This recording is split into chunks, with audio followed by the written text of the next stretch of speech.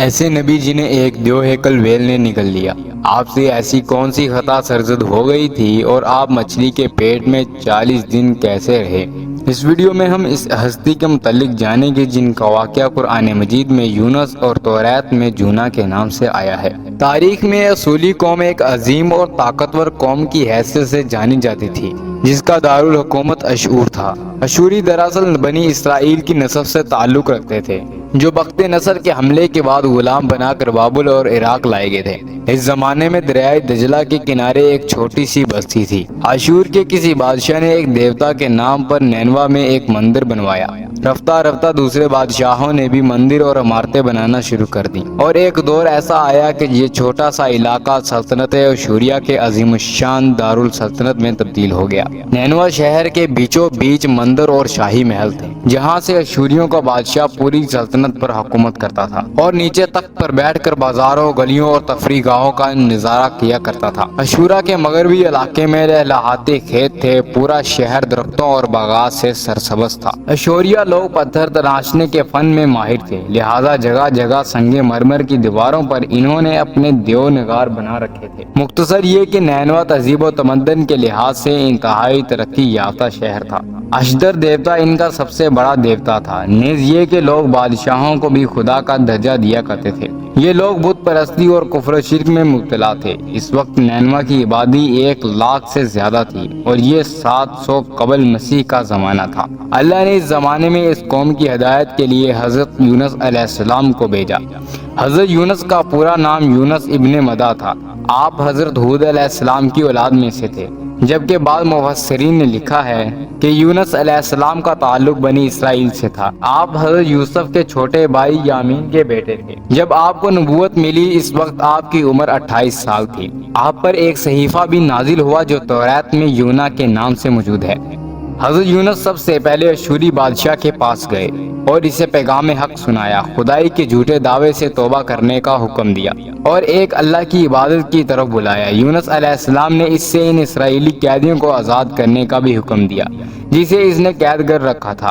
نینوا کا بادشاہ آپ کی باتیں سن کر غضبناک ہو گیا اور آپ کے جان کا دشمن بن گیا، لہٰذا آپ علیہ السلام نینوا کی عوام کے پاس گئے، انہیں شرک و بت پرستی اور دوسری برائیوں سے توبہ کرنے کا حکم دیا، مگر اہل نینوا نے ایمان لانے سے انکار کر دیا اور اللہ کے رسول کو جھٹلا دیا۔ حضرت یونس علیہ السلام مسلسل اس کوشش میں رہے کہ ان کی قوم کے لوگ راہ راست پر آ جائیں۔ آپ نے انہیں بہت سمجھایا اور دعوت کے کام کو جاری رکھا۔ دیکھتے دیکھتے 40 سال کا عرصہ گزر چکا تھا، لیکن یہ قوم حضرت یونس علیہ السلام کا انکار کرتی رہی اور شرک پر ڈٹے رہے۔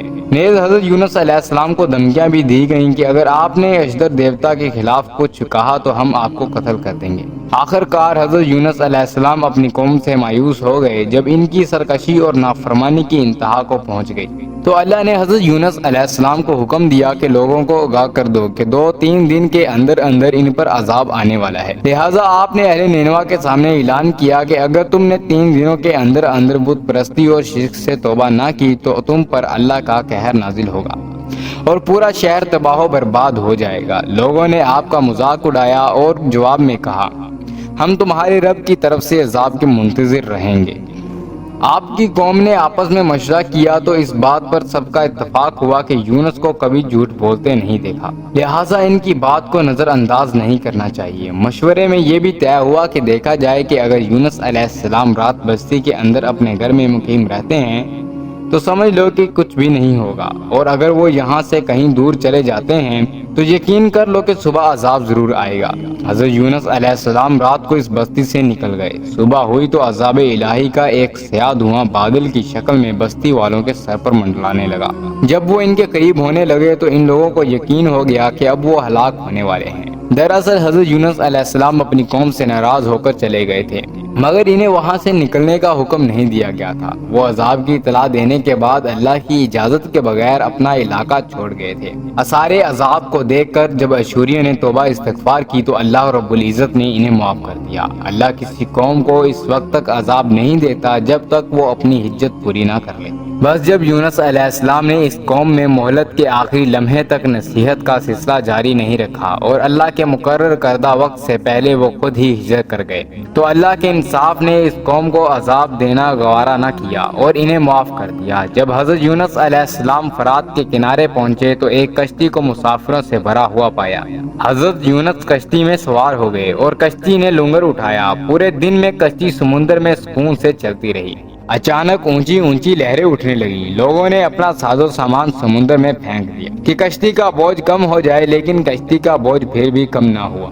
جب کشتی ڈگمگانے لگی تو کشتی کے غرق ہونے کا یقین ہونے لگا۔ اہل کشتی اپنے عقیدے کے مطابق کہنے لگے کہ ایسا معلوم ہوتا ہے کہ کشتی میں کوئی غلام اپنے آقا سے بھاگا ہوا ہے۔ جب تک اس کو اس کشتی سے الگ نہیں کیا جائے گا نجات مشکل ہے۔ حضرت یونس علیہ السلام نے سنا تو ان کو تنبیہ ہوا کہ اللہ کو میرا نینوا سے وحی کا انتظار کیے بغیر اس طرح چلے آنا ناپسند آیا ہے اور یہ میری آزمائش کے اثار ہیں۔ یہ سوچ کر انہوں نے اہل کشتی سے فرمایا کہ میں ہی وہ غلام ہوں جو اپنے آقا سے بھاگا ہوا ہوں۔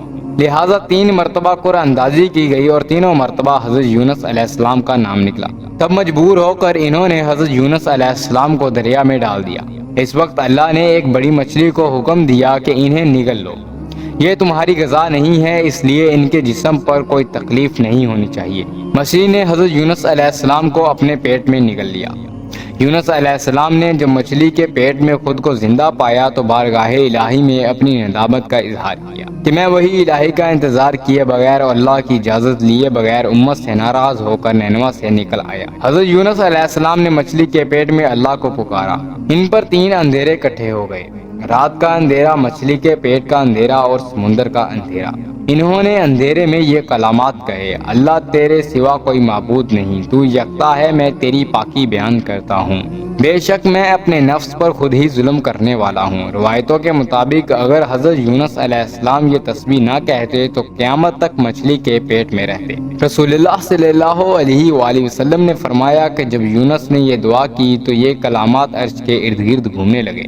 فرشتے کہنے لگے یہ بہت دور دراز جگہ سے آواز آ رہی ہے، لیکن کان اس سے پہلے بھی اس سے آشنا ضرور ہیں اور آواز بہت ہی کمزور ہے۔ اللہ نے حضرت یونس علیہ السلام کی درد بھری آواز کو سنا تو فرمایا: کیا تم اس آواز کو نہیں پہچانتے؟ انہوں نے کہا نہیں۔ فرمایا یہ میرے بندے یونس کی آواز ہے۔ فرشتے نے کہا یہ وہی یونس ہے جس کی پاک عمل قبول شدہ ہر روز تیری طرف چڑھتے تھے۔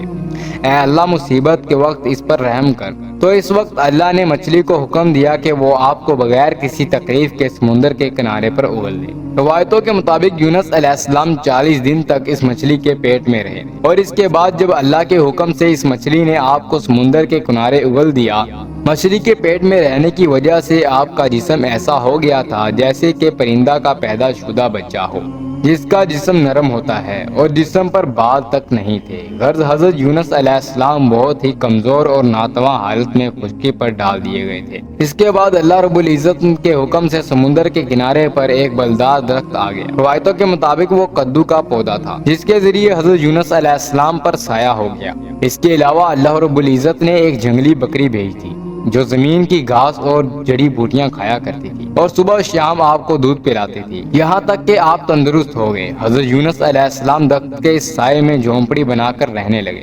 حضرت یونس علیہ السلام کی قوم انہیں تلاش کرتی ہوئی ایک دن ساحل کے کنارے پر پہنچ گئی۔ انہوں نے آپ کے ہاتھ پر بیعت کر لی اور ساتھ ہی اللہ سے توبہ استغفار کرنے لگے۔ حضرت یونس علیہ السلام دوبارہ نینوا چلے گئے اور وہاں رہ کر اپنی قوم کی رہنمائی فرمائی۔ حضرت یونس علیہ السلام کی زندگی نینوا ہی میں گزری اور وہیں آپ کا انتقال ہو گیا۔ اس قصے میں ہمیں یہ سبق ملتا ہے کہ کسی بھی حال میں اللہ رب العزت کی رحمت سے مایوس نہیں ہونا چاہیے اور نہ ہی ہدایت کے معاملے میں اپنی ذات پر بھروسہ کرنا چاہیے۔ ہدایت تو بس اللہ ہی کی طرف سے ہے، ہمارے ذمے میں بس پیغام پہنچانا ہے۔ اور مزید ایسی ویڈیوز دیکھنے کے لیے ہمارا YouTube چینل سبسکرائب کر لیں تاکہ مزید ایسی ویڈیوز کا نوٹیفیکیشن آپ تک بر وقت پہنچتا رہے۔